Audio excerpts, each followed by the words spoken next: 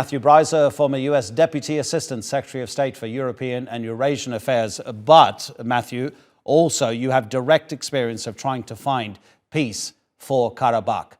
How difficult has it been over all these years to find that kind of peace, which clearly doesn't exist now? Well, yeah, none. Thank you for having me. There was peace in terms of a lack of fighting for quite some time between 1994 and then 2020, but there was never an agreement.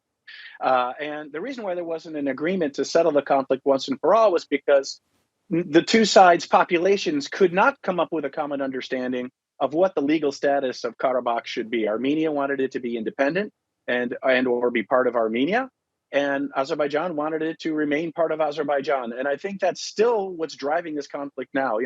Nagorno-Karabakh conflict was resolved from Azerbaijan's perspective when Azerbaijan won the Second Nagorno-Karabakh War in the fall of 2020.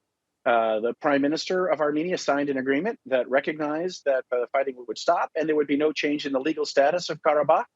And now I think Pashinyan's political opponents in Armenia want to start the conflict again because they want to reopen that question of the legal status. So because that question of legal status is so difficult to resolve, it's impossible to find a lasting peace unless once and for all Armenia's political leadership recognizes the war was lost. Yeah, I mean, after the 2020 conflict, which ended, I believe, on the 10th of November, Armenians appeared to be extremely unhappy with their Prime Minister, Nikol Pashinyan, almost seeming to blame him for the defeat in that 44-day war. What is it going to take? What sort of intervention is it going to take to make sure that this kind of stuff doesn't get repeated? Antony Blinken, U.S. Secretary of State, he's spoken to both leaders. He's urging a de-escalation, but the Azerbaijanis are saying that there are repeated violations happening from the other side. Yeah, the typical approach of U.S. and European diplomats is to call for de-escalation, nonviolence, and engagement in dialogue. Those are really not very useful suggestions. We need somebody to get in there and broker an agreement that, first of all, on the border, to define the border between Azerbaijan and Armenia, so these clashes are less likely, but also to provide political cover for Prime Minister Pashinyan to do what I believe he wants to do.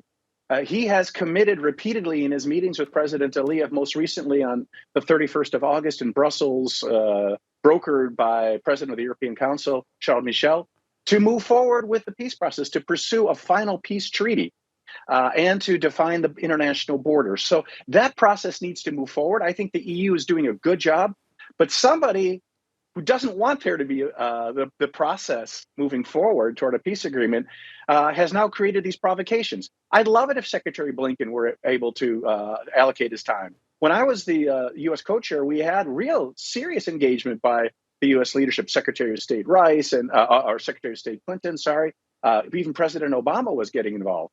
But it's been a long time since we had that sort of engagement by the United States, unfortunately. So I think it's up to the European Union. So it was Moscow that brokered the ceasefire in 2020. Russian peacekeepers are supposed to be engaged to try to make sure that there aren't these sorts of events.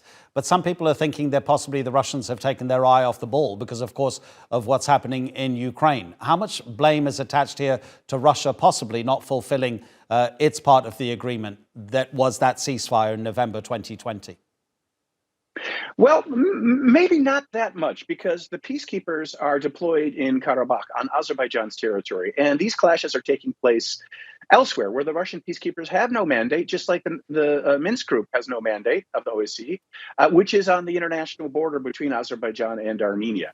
So I think what some in Armenia are trying to do is to pull Russia in to the conflict under the Collective Security Treaty Organization, if you will, in crude terms. That's the Russian the Russian-led version of NATO, which says that an attack on any Collective Security Treaty Organization member's territory is an attack on all, and all member states, led by Russia, must come to the aid of that country.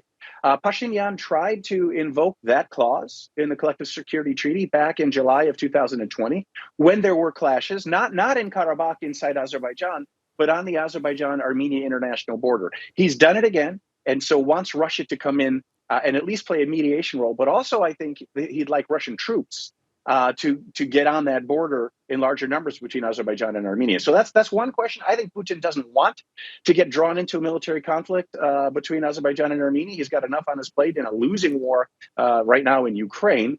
But that all said, I think it's indisputable that the Russian peacekeeping operation on the ground in Azerbaijan, which was at 1,900 troops, is much less effective than it was originally, because Putin has had to relocate, redeploy so many of the most capable peacekeepers to Ukraine to fight that war. Matthew Bryza speaking to us from Houston, Texas. Matthew, thank you very much indeed. Always appreciate it. Thanks so much, Edna.